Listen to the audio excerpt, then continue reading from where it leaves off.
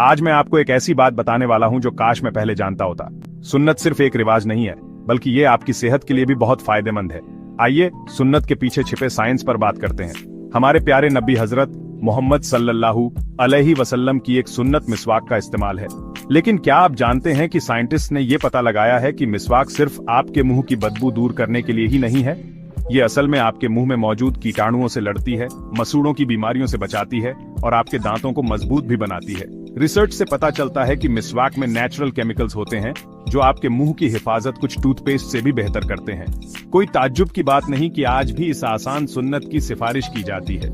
इस पर अमल करके आप साफ दांत और सेहतमंद मुस्कुराहट पाते हैं और साथ ही एक खूबसूरत रिवाज से भी जुड़े रहते हैं। तो अगली बार जब आप मिसवाक उठाएं तो याद रखें, ये सिर्फ ईमान की बात नहीं, साइंस भी आपके साथ है।